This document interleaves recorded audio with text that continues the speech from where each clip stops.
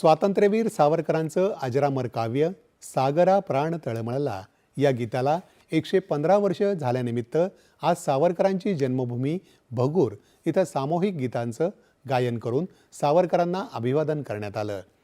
या कार्यक्रमात बागेश्री वाद्यवृंदाच्या कलाकारांनी सावरकरांची गीतं सादर करत सावरकर आणि त्यांच्या काव्य निर्मितीला अभिवादन केलं।